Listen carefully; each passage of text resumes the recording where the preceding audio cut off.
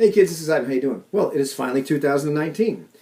It's actually a really cool time to be alive. We live in a very exciting era in man's history. However, there's something missing from the world today that I don't think we're ever really going to recapture. And what is that? That's like the sense of wonder and mystery. There were, all throughout man's history, we were trying to figure out what's going on. What's over the next hill? You look at the map, well, here there be dragons. Really? Let's go over there and find out. Let's map out the corners of the globe. Let's see what's, across the ocean. Or let's try to figure out how does stuff work. What's going on up in the heavens? What's all this stuff? What is matter really? All that sort of thing. And for years and years, we explored our world. And I can't give you an exact figure, but let's just say it was 150 years. And let's just say it was probably most of the 19th, early 20th century. We made discoveries at this breakneck pace. We finally went to all the corners of the globe. We had incredible discoveries in science and in medicine and what have you. And we got to the point where we pretty much now know it all. Not really, but you know what I mean. The discoveries that are continuing to be made are really, they're specialized, they're small, they're minute, they can be very profound, but we're not going to recapture that era where finally man set foot on this part of the globe he never had set foot on before, or discovered this lost tribe, or opened up this lost tomb, or even did the work of the Einsteins and the Bohrs and the Pauleys and all the people that really kind of unlocked the secrets of physics and of the atom and all that sort of stuff. That golden age of discovery is in our past now, and that's one of the allures of role-playing games for me, is the idea that you can somehow recapture this sense of wonder and mystery and discovery and adventure. The revelations, the strong use of imagination, the exploration. I'm running out of words to throw into that mix, but they're all evocative of that feel that I really like. It's not the only thing that brings me to role-playing games and keeps me there, but it's a powerful part of them for me. Now, I played in a lot of fantasy. I played in a lot of other games where it was akin to fantasy, where science fiction or whatever, where pretty much everything is made up.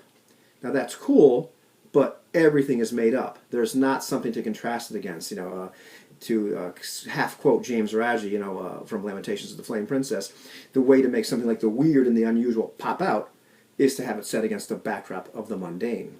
So when you discover that, it's really unusual. There's quite a sense of discovery and wonder and mystery at that particular point. I really prefer Discworld with a twist. That's something I didn't always prefer, but I found more and more that I really enjoy that, because once again, it kind of makes that sort of stuff pop out. And you can have this in a couple different ways. And I've had discussions about this very topic with a bunch of people in my group of friends, and I'm glad we talked about this before I finally made this video, because I kind of made an internal version of this video a little while ago, but I've kind of refined it based upon what they said, because we've been talking about this an awful lot.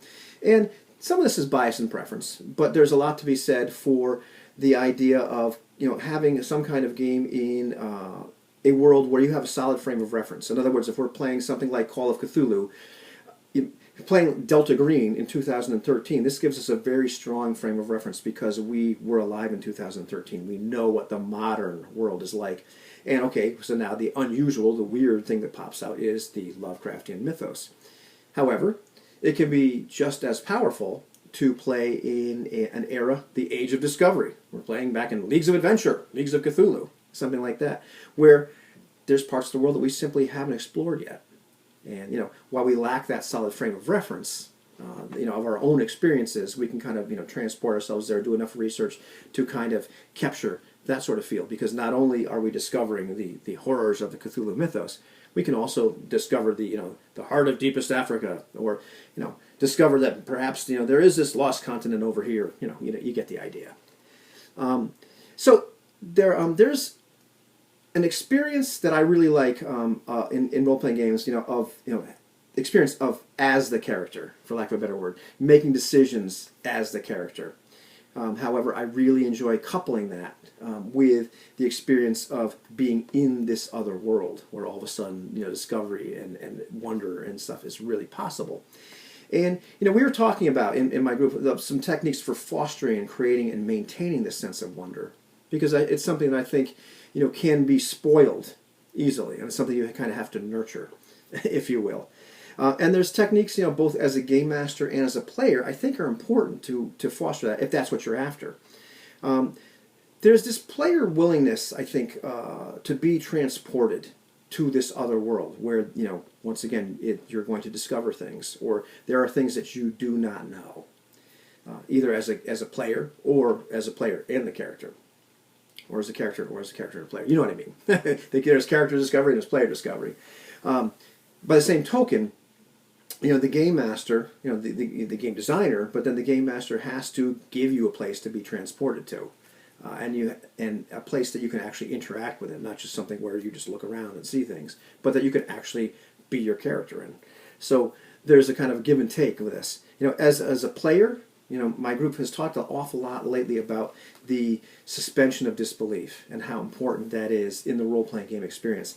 So, as a player, in order to foster this sense of wonder, you have to be willing to forego the well-actuallys.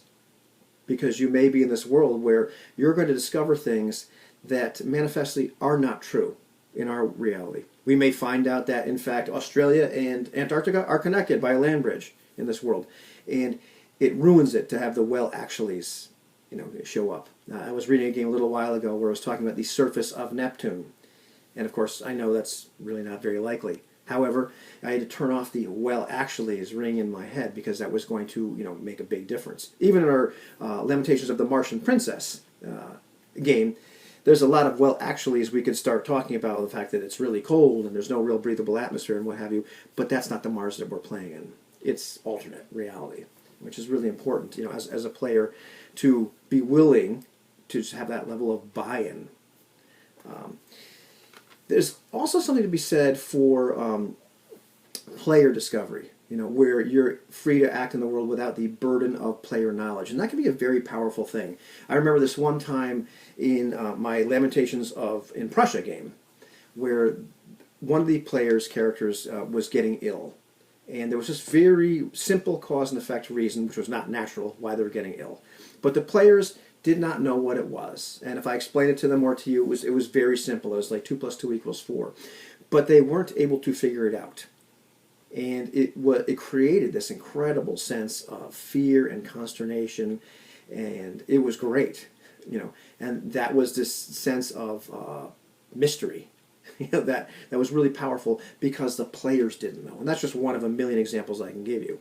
So that can be a really powerful way to foster that sense of wonder and mystery. However, just as powerful and important is the character discovery, whereas as players you might know something. You are burdened by some kind of metagame knowledge or what have you, or just real-world knowledge where you have the well-actuallys. But the player willingness to be the character, to act as the character, would based upon their perceptions and beliefs of what reality is. And that can be just as important to fostering this sense of wonder and imagination, etc., as just not having any knowledge at all as a player. On the game master side, it's a lot of nuance, I've found. And it's something that I still work on my own techniques. Yeah, you have to supply a world for the players and the characters to interact in. You have to have it meet them and be dynamic. But there's a lot to be said for the showing, don't tell method of exposing them to the nuances of the world, the weird, the strange, just the unknown. And just as important is leaving room for some interpretation, not just vomiting some kind of info dump all over them, which I have been guilty of even recently.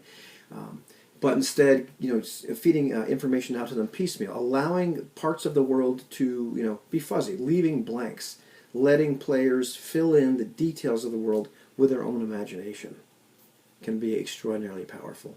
So there's techniques both in the player's chair, this willingness to actually buy in to this, and techniques in the game master's chair in terms of how do you actually present the information to the players. And it's something that I think requires some practice and some real concerted effort to create. But I personally am an enormous fan of this sense of wonder and discovery, because it tickles this romantic spot in me, where we can be the adventurers discovering, what's over the next plane. And maybe it's this world, but it has a twist. Maybe reality is very, very different. And when we're willing to be transported there, the magic can really happen. What do you think about that?